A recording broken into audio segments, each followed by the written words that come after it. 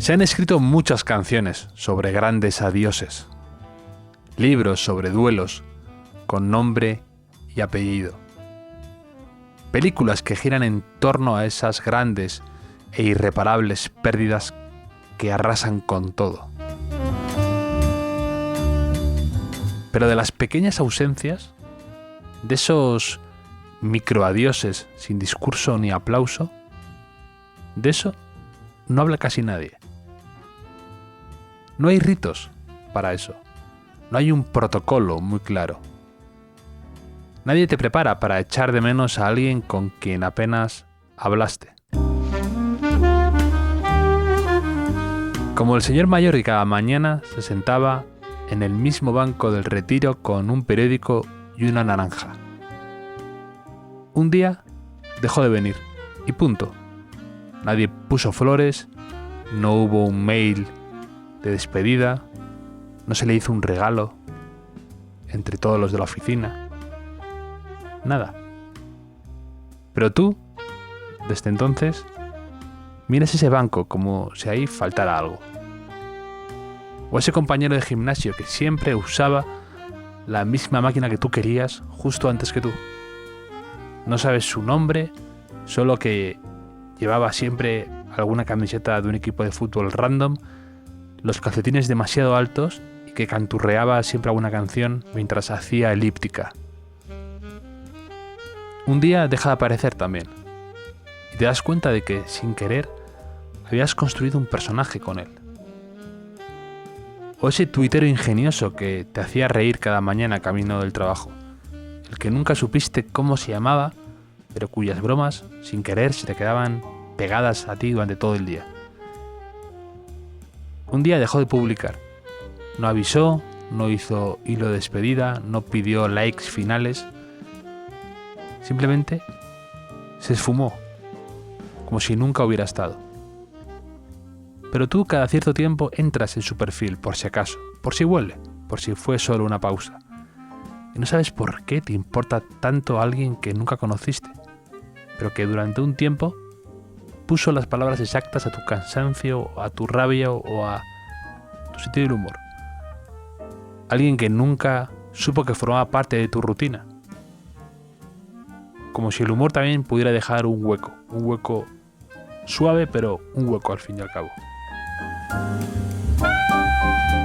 Y hablando de huecos, como la dentista que te tranquilizaba, no sabías nada de su vida, solo que le gustaba el invierno y tú lo odiabas, y que tenía una risa bastante contagiosa justo antes de clavarte un instrumento extraño en la encía.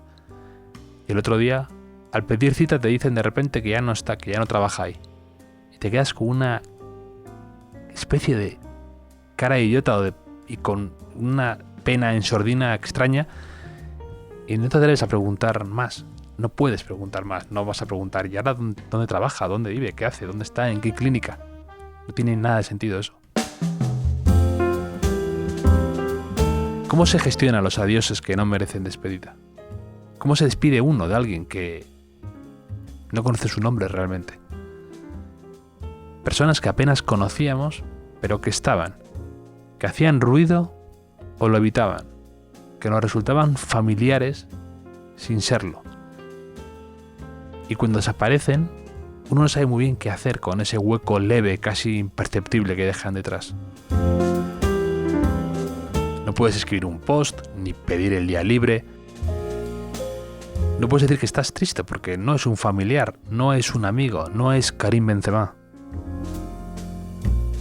Y quizá por eso junio duele un poco más de la cuenta, porque es un mes lleno de pequeñas despedidas, de despedidas en falso, de gente que se va del grupo, del trabajo, del portal, del proyecto. Hay mucho, nos vemos en septiembre, que a veces luego es mentira, de últimas veces que no parecen últimas, de paisajes íntimos que se mueven 1 milímetro y ya no son igual. Quizá por eso hoy pensaba en todo esto, en los que ya no están, en los que no eran importantes, los que nunca supieron que formaban parte de mi historia. Y que, sin embargo, dejaron algo, aunque sea el banco vacío o la elíptica libre. Hoy viene a tomarse conmigo un chisporroteante Seagram's tónica de verano, alguien que precisamente tiene nombre de cóctel, María Negroni, una gran escritora argentina, que también ha escrito mucho sobre las pequeñas ausencias y cómo nos manejamos con ellas. Sobre escribir, sobre las paradojas, los claroscuros, las inconsistencias, vamos a hablar con ella en el hotel, charlando tranquilamente de esto y de aquello. Gracias por estar al otro lado un verano más.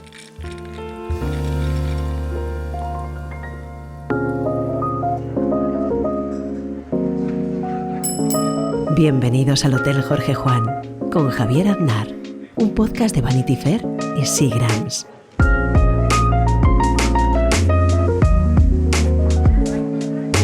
¿Qué tal estás, María? Muy bien, gracias, Javier. Gracias por la invitación. Un verdadero placer.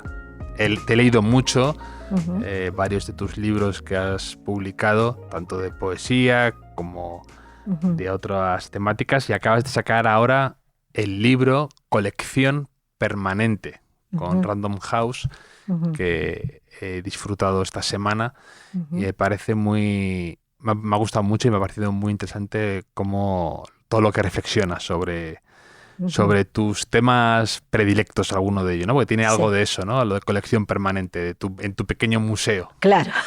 Pequeño gran museo ya que eso, ¿no? Sí, así es. Sí, bueno, el título en realidad viene de esa idea, ¿no? Yo llevo, como tú dices, ¿no? muchos años escribiendo y he escrito libros de poemas, ensayos, novelas y también libros que son un poco inclasificables. Entonces, en un momento pensé que sería interesante reunir en un libro, como si te dijera, lo que no cambia, lo que es la base de todo lo demás, porque esos otros libros podrían ser como exhibiciones transitorias. Sí. Pero es un poquito, es una poética en realidad, es como lo que pienso de la escritura y de la literatura. Y todo lo que he aprendido, disfrutado, odiado de la literatura, de la escritura, ¿no? Todo eso está en este libro. Al comienzo del libro dices que es un libro dedicado a los que confían en los claroscuros, las paradojas y las inconsistencias. ¿Por qué estos tres temas te interesan tanto y te gustan, y por qué que pertenecen un poco a la ambigüedad, ¿no? A la complejidad y a la contradicción incluso? Bueno, porque a mí me parece, primero, que esa es como si te dijera, el rasgo intrínseco de la escritura y de la literatura. La escritura y el arte en general siempre se paran en la vereda contraria del dogmatismo, del sentido cerrado, de lo consabido, de lo que creemos que sabemos, de lo previsible. La escritura y el arte también, obviamente, trabajan con la pregunta, con la duda, con la ambigüedad. Y en ese sentido, a mí me parece que ejercen de una manera rara, no esperable, una acción política en realidad, pero no porque los temas que traten, no se trata de temas, se trata del trabajo con el lenguaje. Un escritor o una escritora sabe, más que otra persona, que hay un divorcio entre la palabra y el mundo. No hay fotocopias del mundo. La literatura, sin buscarlo, sin quererlo, se transforma en una especie de reducto de resistencia, ¿entendés? Frente al poder que siempre quiere el sentido claro. Al poder no le interesa ni la duda, ni la ambigüedad, ni la contradicción. Esto es A o B, es blanco o negro, esto está bien, esto está mal. Y la escritura no, la escritura trabaja justamente con los claroscuros, sea, tú puedes estar triste y alegre a la vez, ¿no? Que son como esas casi aporías, ¿no? Del sentido que nos permiten vivir de otra manera, me parece, con otro acercamiento a la realidad, no en busca de certezas, en busca de poder convivir y estar formulándonos preguntas todo el tiempo, porque respuestas no hay, ¿no es cierto? O sea, como seres humanos, vivimos con cosas que no podemos explicar, ¿no? ¿Por qué todo es impermanente, por ejemplo? ¿No? ¿Por qué todo cambia todo el tiempo? ¿Por qué nos vamos a morir? ¿Qué es la muerte? ¿De dónde venimos? Son como las preguntas básicas de la existencia. Y esa es la materia de la escritura. ¿Y tú, por ejemplo, te considerarías alguien muy contradictoria en lo que a veces piensas o lo que cuando estás escribiendo tus sentimientos ahí un poco encontrados? ¿Te consideras alguien contradictoria? A ver, yo haría una diferencia entre la persona y la escritora. O sea, en la escritura estoy totalmente, trabajo así adentro de la contradicción. Sí. Casi te diría adentro de la ceguera, porque muchas veces no sé lo que estoy buscando adentro, lo que quiero entender. ¿Entiendes? Entonces, en realidad lo único que sé es como cuál es la obsesión que me está guiando en ese momento. No sé nada más, entonces estoy absolutamente abierta a lo contradictorio. En la realidad, cada uno tiene como su personalidad y como todas las personas, a veces soy medio, como dicen en inglés, poco control freak, ¿no? Sí. O sea, que quiero como organizar las cosas, me gusta saber planificar, y saber qué voy a hacer mañana, qué voy a hacer hoy, pero eso no tiene nada que ver con la escritura, eso es una personalidad que en general todos tenemos, ¿no? Que queremos certezas. Aunque sea en la vida cotidiana, ¿no? ¿A qué hora voy a hacer tal cosa? ¿Qué voy a hacer después que termine con este proyecto? En fin. Claro, sí, incluso fíjate, cuando somos niños, queremos, yo me fijo ahora en mis sobrinos, que están todo el día viendo la misma película una y otra vez en bucle, porque Sí. quieren certezas, aprenden tan rápido de tantas cosas que Sí. necesitan tener asideros a los que saber qué va a ocurrir, saber tener Claro. certezas, y se agarran a eso. Claro. Bueno, pues a historias. es parte de la naturaleza humana, eso, porque todo en realidad es tan poco controlable, esa es la verdad, que desarrollamos mecanismos para movernos que nos den la ilusión de que sabemos, ¿no? ¿Quién era? John Lennon, ¿no? Que decía, life is what happens while you're planning, algo así, como la vida es lo que pasa mientras uno está tratando de planificarla, Sí, ¿no? ¿Qué es eso? O sea, la vida ocurre. sí, también Mike Tyson, el boxeador, tenía esta frase legendaria de todo el mundo tiene un plan hasta que te dan la primera piña, digamos. Ay, eso es genial, me encantó. La voy a adquirir, esa frase, muy linda. Sí, hasta que te dan la primera piña, Ya genial. todo Sí. te cambia, Todo te cambia, tu sí. forma de enfocar todo. Sí, Exacto. sí. Yo siempre digo, todos los escritores tienen una poética. Una poética en el sentido de una concepción de la escritura y de la literatura. Esa concepción a veces está explícita. En Octavio Paz, por ejemplo, o todos los poetas, por ejemplo, que han escrito ensayos, como Denis Levertov, el mismo Paz, en fin, hay muchos, que lo han explicitado sus ideas. Otros no, otros tienen las ideas, están adentro de los poemas. Y las dos formas son válidas. Pero a mí me gusta el gesto de como explicitar, porque es como si yo te dijera lo que has hecho tú aquí conmigo, ¿no? Pasa, esta es mi casa, ¿no? Entonces como si yo te dijera, bueno, Javier, mira, acá tienes mi biblioteca, esto es lo que me interesa, esto es lo que no me interesa, en fin. Entonces, poner las cartas sobre la mesa sería. Sí. Bueno, hablando de lo de que mencionas, hablando de poesía, de ensayo, te leí hace tiempo, que me gustó mucho, algo que decías que no te gusta que se separe novela con trama argumental, poesía necesariamente con emoción o con un formato determinado, con la métrica, o Sí, ensayo con pensamiento sesudo, sino que a ti te gusta un poco lo mezclar. híbrido. Sí, Sí. Sí, porque en realidad creo que esas categorías de los géneros estoy muy de acuerdo, ¿eh? son como inventos que obedecen a necesidades extraliterarias. O sea, tú vas a una biblioteca. La biblioteca tiene que ordenarse de alguna manera. Entonces tú dices, bueno, esto es un ensayo, esto es una novela, esto es un libro de poemas. Lo mismo en las librerías, lo mismo en las editoriales. Tú tienes que tener categorías, pero no es una necesidad intrínseca de los textos. ¿Quién dijo? ¿No? Hasta aquí es un ensayo, hasta aquí es una novela. No, la buena escritura, digo yo, me parece, siempre es poética, pero no en el sentido de poética de imágenes y metáforas, no. Poética en el sentido de que es muy consciente del instrumento que usa, que es el lenguaje.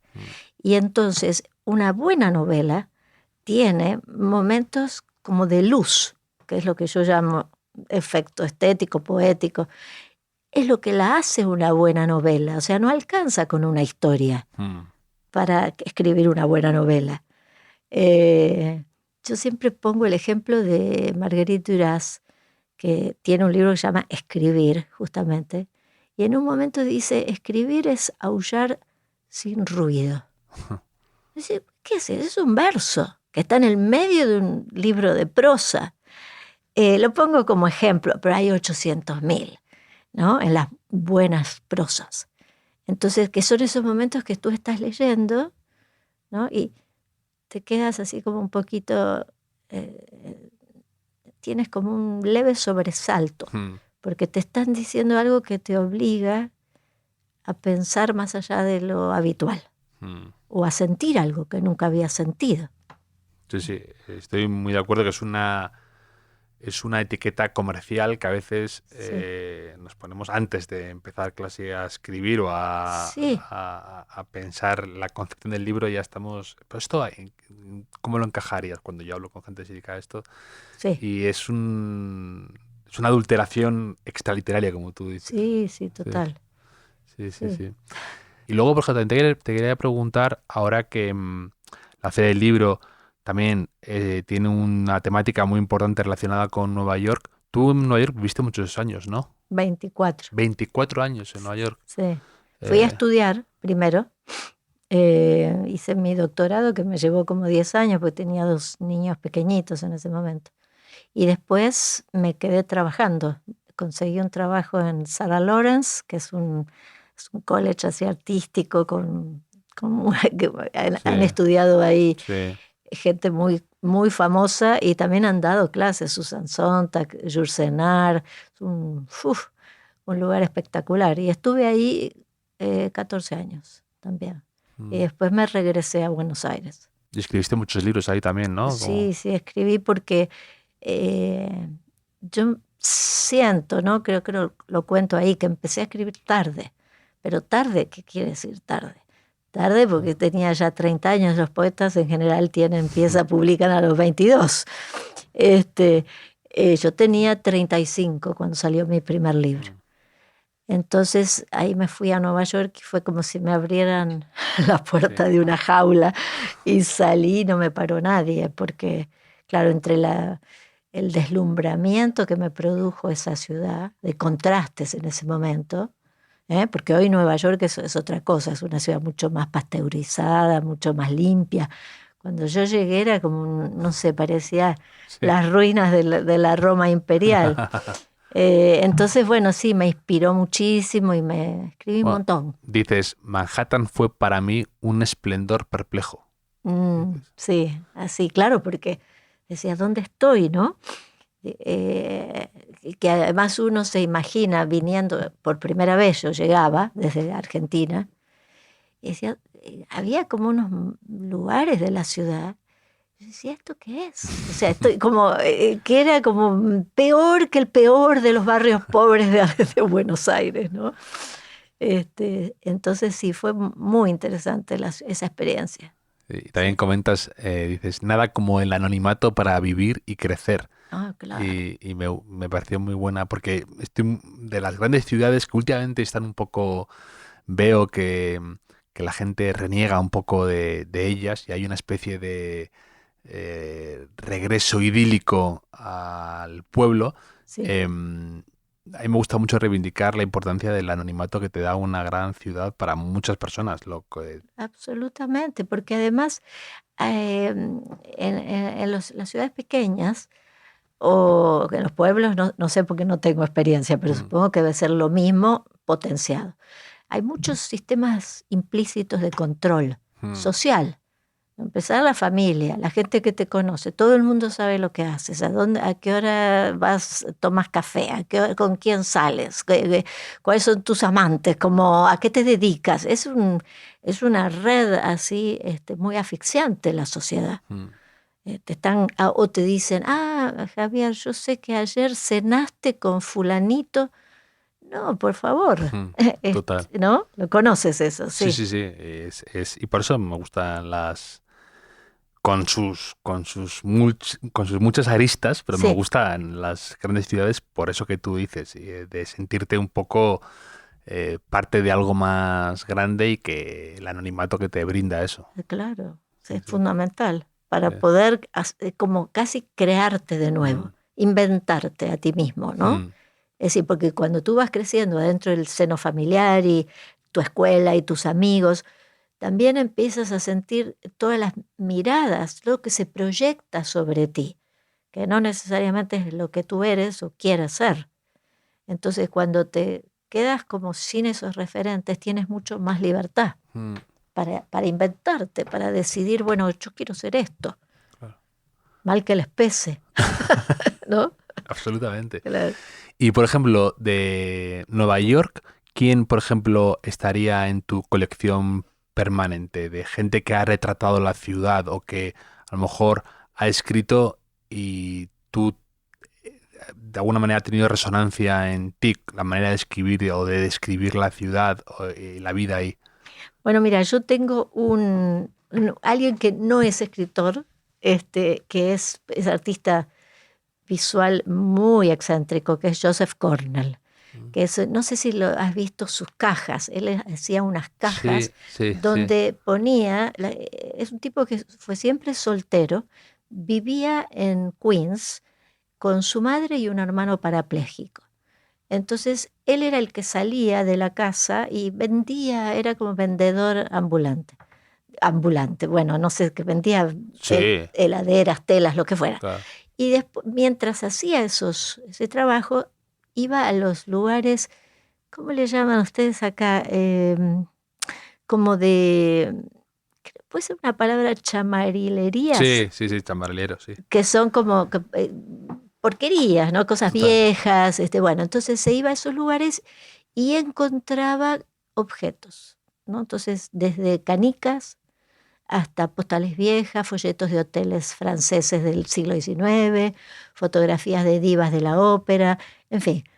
Y volvía a su casa con esos tesoros y armaba unas cajas que son espectaculares. Entonces, escribí un libro que lo va a sacar acantilado ahora, lo va a reeditar, porque ya Mm, salió en Argentina, que se llama Elegía Joseph Cornell.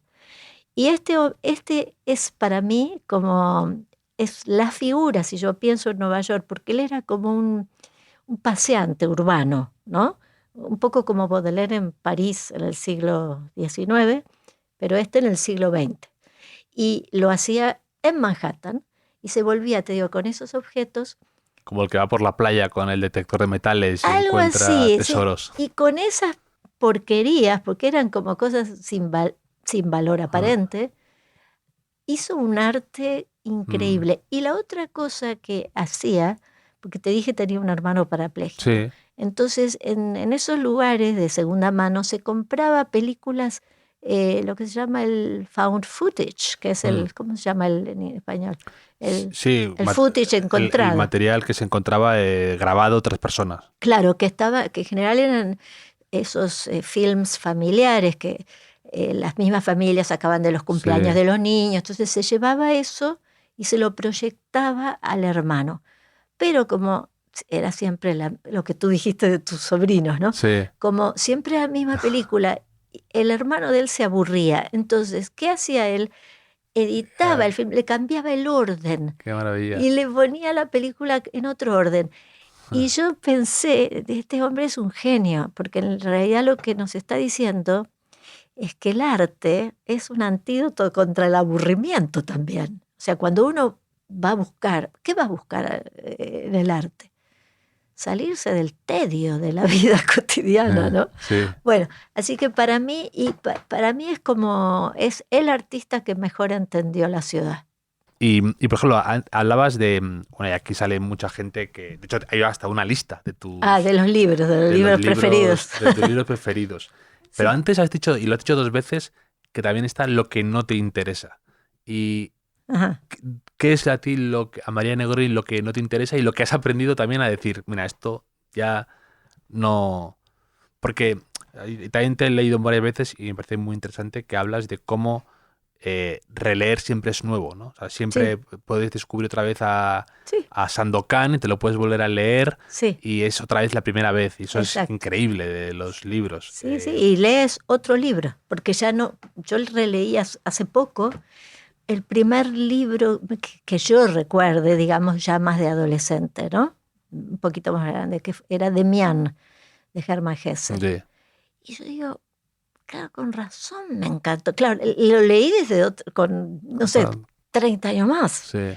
Y digo, claro, era perfecto ese libro para la edad en que lo leí. Y todavía se lo agradezco, ¿no? Bueno, pero ¿qué es lo que no me interesa? Te voy a contestar eso que es importante. Y voy a volver a citar a Duras, porque ella lo ha dicho con mucha claridad. Ella dice, hay libros sin autor. que no tienen, es como, no tienen, sin lenguaje, ¿no? Sin lenguaje, sin autor. Eso no es literatura, es subliteratura. Y estoy de acuerdo totalmente. Y hay muchos libros así, lamentablemente. Hay muchos libros que están en las mesas principales de las librerías, que son libros que se mantienen como en un nivel como de la superficie, ¿no? Sí. Sin realmente ir al fondo. Al fondo, cuando digo el fondo me refiero al fondo interior de la persona que está escribiendo, ¿sí? Que trabaja como acá, como en un nivel superficial. Esos libros en general me aburren. Me aburren. Digo, ¿para qué me interesa esta historia? No, porque no tengo lo que me interesa es cuando veo, te voy a ponerte un ejemplo. La escritora austríaca Ingeborg Bachmann, poeta era ella, pero escribió una novela que se llama Malina. Malina es un nombre masculino, con la A parece una mujer, pero es un hombre, Malina. Y si vos me preguntas, es como hacen los editores ahora, que te preguntan de qué va su libro. De nada. O sea, ese libro, ¿de qué va? No sé, no hay trama, ¿entendés? Es como la reflexión de lo que le pasa a una mujer que está perdida en la vida, que tiene un hombre que un poco la protege, otro que la abandona. No pasa mucho, no hay tampoco ni desenlace. Pero es un estallido de lenguaje, ¿entiendes? Tú estás leyendo y dices, wow, ¿no? Es como si en pintura, por ejemplo, más allá de lo que tú ves, ¿no? Que puede ser algo figurativo, de repente, no sé, tienes un cuadro con una mancha negra, ¿no? Y esa mancha no es de cualquier cosa. Ahí hay como, uno puede percibir cierta manera de producir el gesto de hacer la mancha, ¿no? Bueno, eso. No, estoy muy de acuerdo. De hecho, mira, uniendo los dos temas que acabamos de hablar, ayer fui a ver al teatro Arte, la obra de teatro de Yasmín Reza, ¿no? Ah, De sí. que Se llama arte. se llama Arte y es una especie de comedia, pero toca temas bastante profundos. Sí, Esta dramaturga francesa porque son tres amigos y uno sí, de ellos se compra un cuadro sí. en blanco. Ah, Entonces hay uno que se dice que él es hijo de otros tiempos y entonces no comprende ese cuadro y se enfada muchísimo porque sí. hay algo más, ve algo más profundo en ese acto de comprar ese cuadro muy caro. Y el Ujú. otro lo defiende y hay un tercero que está como intermediando, ¿no? Ajá, Entonces ese libro me lo leí hace 20 años, sí. me encantó, luego vino aquí a hacer una obra de teatro Ricardo Darín, Ah, mire, eh, hace un montón de años. Y sí, la volví a ver ayer y sí. me hablaba de una forma totalmente distinta. Lo que Distinta, me llamaba la atención claro. era otra cosa ya, los temas, me sentía identificado con otro de los Sí, chicos. sí, sí, sí. Era otra cosa increíble. De hecho, Sí, fue una experiencia tan así que escribí al actor uno de los actores que salía en la obra. sí, Y justo también hablan de esto, ¿no? De cómo un cuadro, sí, aunque a ti te pueda parecer de primeras a lo mejor que no hay demasiado, pero sí te puede parecer muy claro. magnético una forma, un trazo, Sí, algo ligero, sí. y puedes ver un montón de cosas ahí. Entonces ese tira y afloja entre los amigos es maravilloso, de Ay, qué cómo... lindo, no, no la conocía. Lo Sí, voy a buscar el sí, libro. es Ya, muy... Han hecho hacen con muchas obras de teatro, muchas ajá, funciones de esto, es muy bueno. ya. Sí, sí, sí. Aquí tenemos, María, una tradición que es el cuestionario Proust. Ah, buenísimo. ¿Te parece que te lance alguna Sí, pregunta? por Sí. favor. ¿Cuál dirías que es tu idea de felicidad perfecta? Mm, bueno, lo primero que me sale es decir, tirarme en un sofá a leer. Es la actividad que más disfruto, mucho más que escribir. Mm, La lectura siempre me fascinó leer. Además, eh, es como un momento, la lectura, cuando realmente te interesa, también produce como una especie de suspensión del tiempo, ¿no? O sea, entras como en otra, no sé, en otra esfera, te pierdes en ese mundo. Y cuando el libro es bueno, además, cuando lo cierro, digo gracias mm. al autor o a la autora que lo escribió, porque me da mucho la lectura. Hay una frase que citas de Macedonio Fernández que decía que la carrera literaria más complicada es la de lector, ¿no? O más difícil, ¿no? Es la del... La más difícil, sí, la La... carrera literaria más difícil, Sí. sí. Y también tiene otra frase muy linda de él que dice, en un buen libro, el lector se va, punto. Se va a escribir. Sí. Porque la buena lectura Te- también te- inspira, Totalmente, ¿no? totalmente. ¿Y cuál dirías que es tu mayor miedo? Ah, uy, hay competencia de miedos. No sé cuál es el mayor miedo, no sé. O miedos, a un miedo que tengas. Algún miedo que Sí. tenga. Ah, ah, Como escritora, ¿eh? Es decir, cuando te sí. enfrentas a un nuevo libro, ¿no? De cuáles son tus miedos o tus mayores preocupaciones. Mm, esa fue una pregunta muy difícil. Eh, Porque los miedos se multiplican, ¿no? Son como hongos. Entonces, qué sé yo, uno podría hacer una lista. Lo digo ahí al comienzo del libro nuevo, ¿no? Cuando dice un escritor eh, quiere escribir, tiene miedo de no poder escribir, quiere escribir diferente, tiene miedo de no poder escribir Mm, diferente, tienes miedo de que a veces digo, y bueno, ¿y si no escribo nunca más?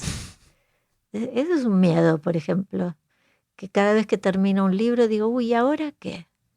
¿Y si no, no me viene nada más? Y, no, y por supuesto hay que lidiar con esos miedos. Eso sería lo relacionado a la escritura, mm, ¿no? Pero es muy difícil también separar, porque está tan como, forma parte de mi vida tanto la mm. escritura, que me cuesta ver como miedos por afuera, ¿no? ¿Y un rasgo que no te guste de ti misma? Que no sé muy bien cómo no hacer nada. Eso no me gusta.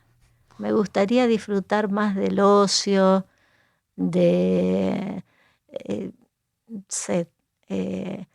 tengo amigos que se llevan mucho mejor con el tiempo libre. A mí me cuesta eso y lo considero un defecto, ¿no? Como que siempre estoy... Para mí el ocio viene con la lectura, pero la lectura también es parte de mi trabajo, ¿entendés? Entonces, suponte un día que digas, ¿qué vas a hacer hoy? Y la respuesta es nada. Pero nada. Eso no sé hacerlo. Y para mí es un defecto. Ese es como el amigo que te escuché en una conversación con Quimera, que tienes un amigo que decías que te hacía mucha gracia porque tú le preguntabas qué tal y él te decía siempre perfecto. Perfecto, o sea, no podría estar mejor. Me encanta esa actitud de que yo soy incapaz, totalmente. También decir, ¿cómo vas a decir perfecto? Es como es imposible. Pero sí, exacto. Ese optimismo casi que roza el optimismo arrogante casi de claro. Perfecto. ¿No? Todo. Y después también tengo otro amigo que no hace nada en su vida. Y a veces le pregunto, ¿no? ¿Qué hiciste hoy? Y me contesta pero con una sonrisa, de oreja a oreja, me dice, nada, con una felicidad. Y yo digo, qué afortunado que es, que se pueda sentir bien con eso. Yo vengo como de una educación aparte muy exigente, ¿no? Muy estricta desde pequeña. No sé cómo ha sido la tuya, pero como que siempre había que estudiar y hacer cosas y ta. Entonces se me metió adentro eso y no sé cómo sacarlo. Sí, que bien que el otro no lo disfrace, diga, nada, no. Nada. Sí, tal cual. Un rasgo que no te guste en los demás, que tengas que soportarlo y lidiar con ello. La arrogancia. No la soporto. Y es un rasgo bastante argentino. Me van a odiar los argentinos, pero sí.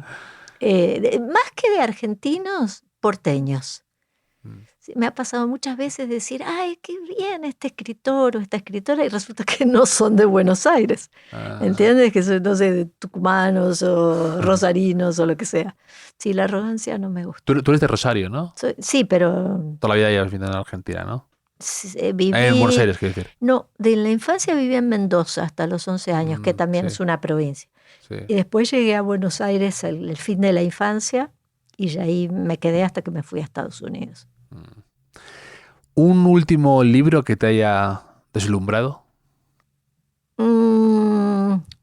¿Último? ¿Que haya leído hace poco? Sí, como antes me hablabas del libro de Gese, ¿no? Sí, bueno, a veces de la adolescencia. Que vuelves o sea, que te encuentras un libro que dices, claro, ahora entiendo por qué, o que te haya gustado mucho y te haya interesado. ¿Nuevo o no nuevo? Ya. No me hagas como que te citabas como... El de Homero. No te creas, no estamos lejos. Mira, leí un libro que es de una autora que no conocía, irlandesa, que se llama Marina Carr. Y el libro se llama La niña en el altar. Y es la historia de Ifigenia. Pero es una dramaturga contemporánea. Me encantó ese libro, que es la historia del sacrificio de Ifigenia, ¿no? Pero la manera en que está escrito, porque está como si fuera teatro, ¿sí? Entonces está el padre, la madre, la hija, hay diálogo, pero en el medio suponte que está hablando Agamenón, ¿no? Que dice, bueno, que le contesta a la mujer y le dice, tienes que traer a la niña. Y luego en el mismo empieza a narrar en tercera. Entonces dice, ella no me contestó. ¿Entendés? En el mismo, como en vez de hacer la réplica y solo réplica y contrarréplica, hay narración. Me pareció hermoso ese recurso. Complicado. complicado de hacer y me gustó mucho el libro. Este lo leí ahora, hace 3 días.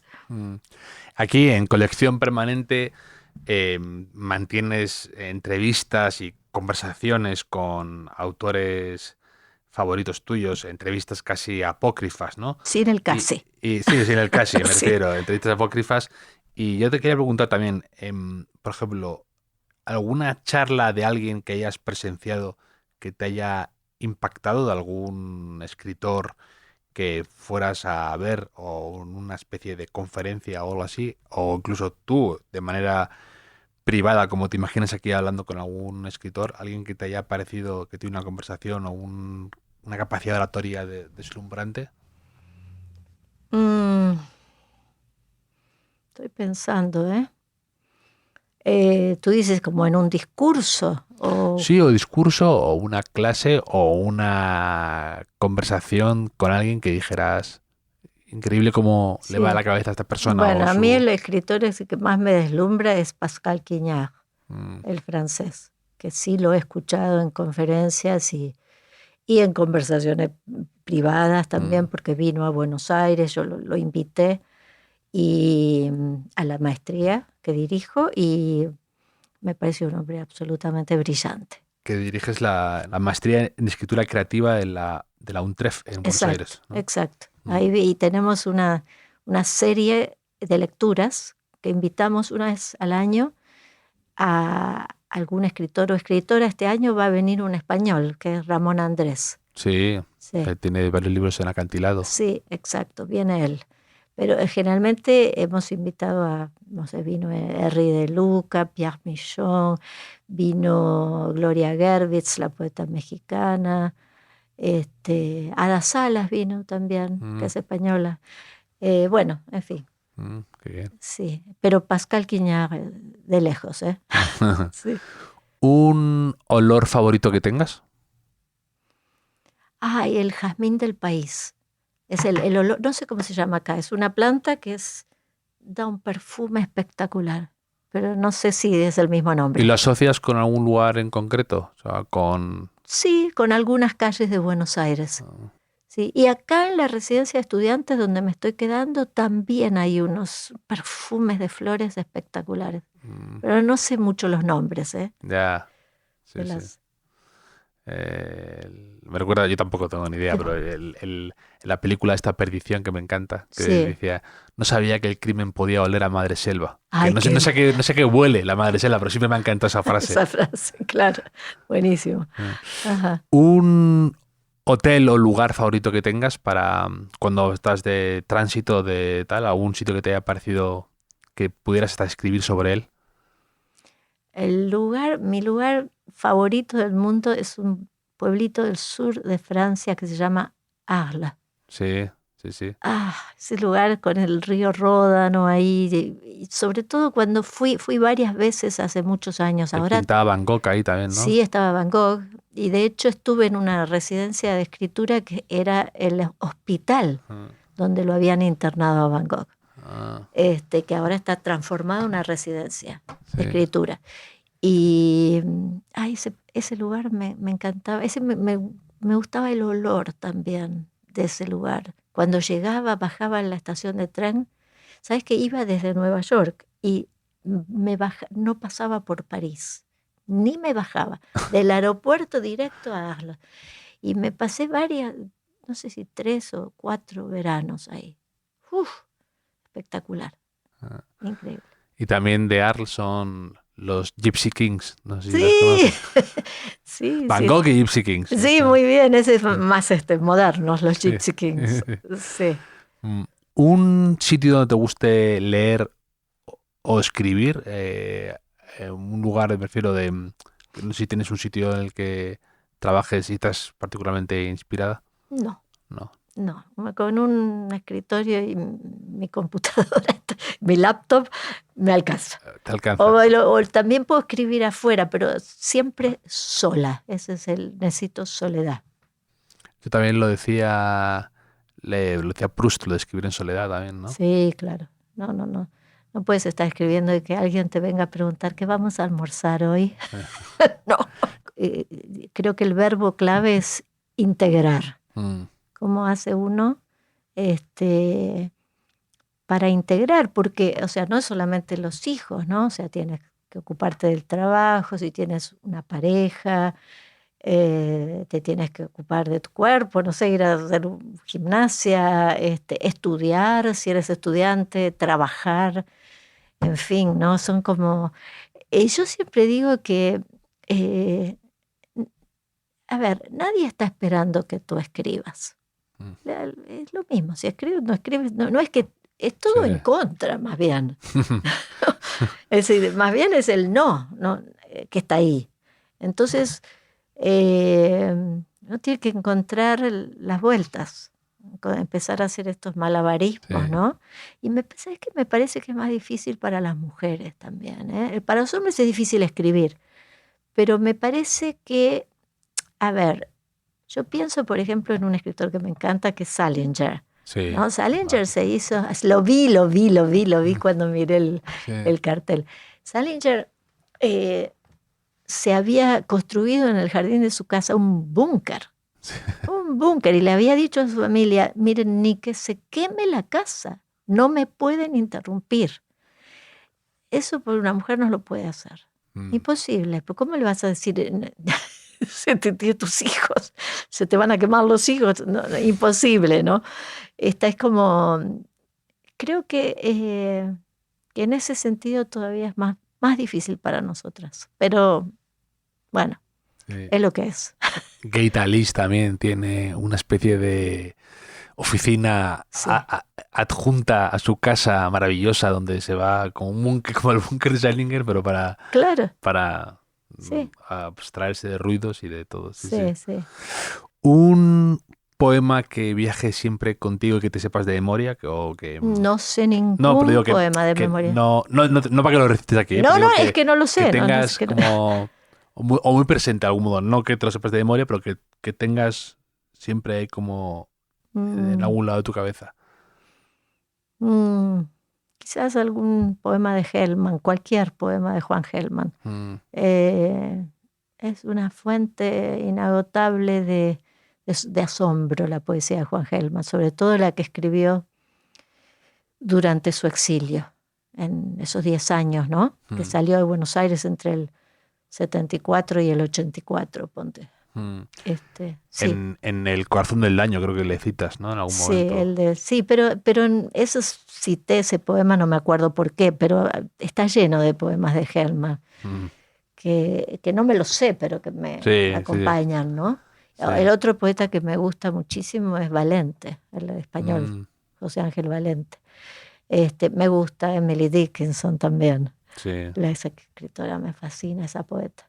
Sí, tengo este libro de la biblioteca y la cita que abre es precisamente Emily Dickinson cuando dice I'm nobody, who are you? Who are you? Que es sí. muy de hermoso, ella. ¿no? Sí, total. Sí. Total. ¿El primer disco que te compraste te suena? Los Beatles. Los Beatles. Sí, me parece, sí. ¿Y la primera película que quisiste volver a ver, que viste 2 veces, que fuiste a lo mejor al cine a llevar a alguien y dijiste quiero ver esto, o fuiste tú sola, que te había encantado algo? Es que he vuelto a ver muchas películas. A mí me gusta el cine de la Nouvelle Vague francesa. Todo me gusta Truffaut, me gusta Godard. Eso si puedo volver a ver, creo que, por ejemplo... ahora se me olvidó el nombre de la película, ahí que corren por el Museo del Louvre, que son los 3. Es Al fin de la escapada, ¿no? ¿En francés? Es Bande à part. Bande à part. ¿Y cómo se te dijo en español? No, ¿Al fin de la escapada? No, esa es otra. Esta es Bande à part, sí. Bande à part, sí. Ok, sí, esa me encanta. Jules et Jim también. Toda esa época, sí. Eric Romer. Hay varios de esos que me gustan. Lo pensaba también releyendo tu libro El corazón del daño. Una madre de la ficción que te cautivara, una novela, en un libro, un personaje de una madre que se quedara contigo de alguna manera. Ah, mm, quizá la madre de El amante, la novela de Marguerite Duras. Esa madre, la que está viviendo en Indochina y que está sola con los hijos. Sí, esa madre es fuerte, sí. Sí. ¿Cuál dirías que es tu estado de ánimo actual? Estoy contenta. Sí, estoy tranquila. Perfecta. No, perfecta, no. Eso no. Estoy contenta, a ver, para mí contenta quiere decir serena. Sí, claro. Es el mejor estado que uno puede querer. Aspirar, ¿no? Sí, estar tranquila. Como si te dijera, como con cierta tranquilidad interior.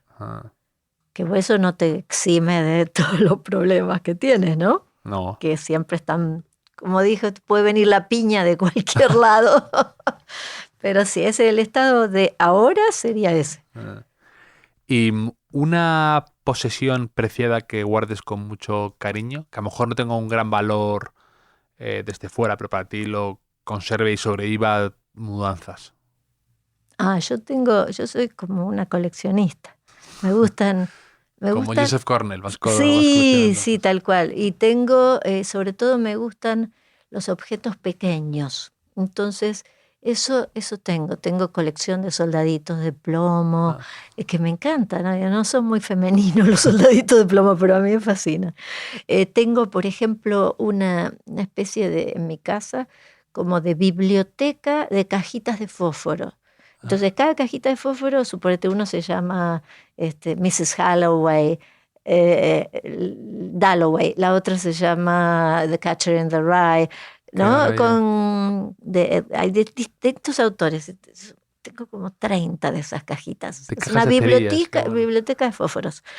¿Qué más tengo? Me encantan los diseños de las cajas. Es muy neoyorquino, además, sí. Las cerillas de los restaurantes siempre te dan y me encantan. ¿Viste? Los diseños. Sí, es preciosa. Los letreros, los carteles, digamos, que hay ahí metidos. Sí. Y como es una miniatura, meterlo ahí, que tenga...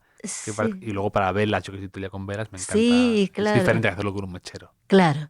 Sí. Totalmente. Bueno, así que eso, sí, tengo esos objetos, las miniaturas son mis objetos preferidos, sí. ¿Un punto de inflexión en tu vida? ¿Un momento que cambiara una decisión? Bueno, el viaje a Nueva York. Podríamos decir que sí, fue como... Iniciático, como dices. Sí, porque fue salir... Puso en marcha la trama. Puso en marcha la trama, ¿no? Sí, y sobre todo, no te olvides que lo que precedió a eso fue la dictadura militar en Argentina. Entonces fueron 10 años tremendos, que son como 10 años, no son cualquier 10 años, porque yo tenía de 20 a 30 años. O sea, que es como el momento así de formación, ¿no? Sí. Y eso me agarró en la dictadura, esa época. Entonces, cuando llegué a Nueva York se me abrieron posibilidades que ni habían estado en el más remoto de los horizontes. Hace poco leí un libro que me pareció espectacular sobre esa época. Sí. Un poco de un tipo argentino, es con libros del asteroide, que se llama Andrew Graham Yule. Y se llama ¿sabes quién es? Memoria del miedo, ¿no? Bueno, ese hombre era el director de un periódico, él es inglés, y vivía, ¿cómo se llamaba el diario? El Buenos Aires Herald. Sí, el Buenos Aires Herald. Y claro, él vivió no lo leí yo ese libro. Pues es muy bueno, tú que lo viviste, pues a lo mejor, pero que con mucho rigor periodístico, o sea, de una manera muy obsesionado con contar la verdad y con cómo fue y cómo lo vivió y con cierta distancia a la vez, estando muy adentro, ¿sabes? Lo voy a buscar. Asteroide. Sí, aquí el libro del asteroide, en España. ¿En dónde? El asteroide. Aquí en España lo tiene Asteroide, sí. Lo voy a buscar en la feria. Claro. fenomenal. Buenísimo. ¿Es un libro chiquito? Sí, es más o Pequeño. menos pequeño. No, porque sí. ahora una Sí. consideración. Cuando uno viaja, viste que el otro día me dicen, si tengo una biografía que me encantaría leerla sobre Teresa de Jesús, pero me muestra el libro, es así. No, No, perdón. a pagar el No, sobrepeso del no. Y equipaje. el cargarlo Sí, también, no sí, solamente sí. el costo. Así Sí. que dije, no. Libros más bien breves. Que antes lo comentas al principio, ¿tú cómo ordenas tu biblioteca? ¿Tienes algún Ah, sí, creo orden que o lo no? cuento, ¿no? Sí, es muy rara la organización de mi biblioteca porque tengo, eh, no sé por qué o de dónde saqué la idea, pero por ejemplo, suponte que, bueno, cuando escribí el libro de Cornell, Sí, suponte, ¿no? Entonces tengo todo un estante de la biblioteca, este, que son libros de Cornell, sobre Cornell, todo, ¿no? Después tengo, por ejemplo, que escribí el libro de la idea natural, sí. eh, Con acantilados, con me encanta. acantilado, que tiene, Empiezas con Central Park, empiezas, ¿no? O algo ¿eh? así. Que empiezas Sí, con un sí, exacto. Y que hago como una especie de galería de naturalistas y artistas que se interesaron por la escritura del arte. Entonces ahí también tengo toda la... Ah, O sea que está casi te diría que es que lo tengo ordenado por el libro que escribí, mm, una parte. Después tengo una parte así general, y después tengo esa biblioteca que cuento ahí, que es la que está atrás de donde sí. escribo, que es donde tengo esos La colección libros. permanente. La colección permanente, claro. Que ahí donde tengo los libros que pienso, ya no guardo muchos libros que piense que no voy a releer, ¿eh? Mm, Los libros que guardo son libros que, aunque no los vaya a releer ahora, pero que los quiero guardar. mm. ¿Entiendes? Tampoco tengo una gran biblioteca porque cuando me fui a Nueva York tenía a una cuadra la biblioteca de la Universidad de Columbia, Wow. que era espectacular, y te prestaban los libros y me leí 800.000 cosas ahí que no las tengo. Mm, Tengo adentro, pero no en el libro. claro. Y también como viajo mucho, tampoco, a veces, por ejemplo, este año estuve en Berlín con una beca, ¿no? Y ahora que me voy, no me voy a llevar los libros que leí, los voy a donar a las librerías que conozco o se los voy a dar a los amigos. Pero en general, salvo que sea uno que muy espectacular que me quiera guardar, si no, los dejo. Ese que sobreviva Sí, que se quede la mudanza de toda la sí, criba. exacto. Sí. Exacto. Un, sí, un mentor que tuvieras, una figura que te ayudara a abrirte paso o que te enseñara algo útil. Los libros, Mm, sí, los libros. Y después he tenido figuras que he admirado y conocido, ¿no? Por ejemplo, en Argentina eh, fui amiga de una gran poeta que murió ya, que se llama Susana Tenon. Susana Tenon, tengo una historia muy maravillosa con ella porque bueno, me llevaba como 20 años y yo la había leído y me encantaba lo que hacía. mm, Entonces, era muy chiquita yo, ¿no? Entonces le pedí esas cosas que hacen todos los chicos cuando empiezan a escribir. La llamé por teléfono porque no había en ese momento, me parece que no había todavía el internet ni nada. Y le pedí si podía leer mi manuscrito. sí. Y me dio su dirección y me dijo que la fuera a ver. Y me atiende una mujer fea, pero fea, fea, fea, con los pelos así grises parados, esos lentes de miope, Sí, son como muy gruesos. Ay, Dios, y muy antipática. Entonces, me recibe, como decimos en Buenos Aires, con pocas pulgas, ¿no? Atendió el teléfono 10 veces mientras yo estaba ahí. Bueno, me dice, déjame tu dirección ahí en el manuscrito, tu teléfono, no sé qué. Y me fui de la cita. Y digo, uy, qué mal. Me fui como derrotada, ¿no? Y me llamó esa misma tarde, ¿no? Y así como era un personaje, ¿no? Y me dice, ¿se puede saber, dice, cómo escribís esta poesía de la zamputa? Yo no sabía si ponerme contenta porque era, ¿viste? Para mí era como una súper genia ella. Bueno, pero total que después nos hicimos amigas. Entonces, aunque éramos personas muy diferentes, ¿no? Pero bueno, ella es una y el otro es Hellman. Esas son mis dos figuras así como tutelares. Sí.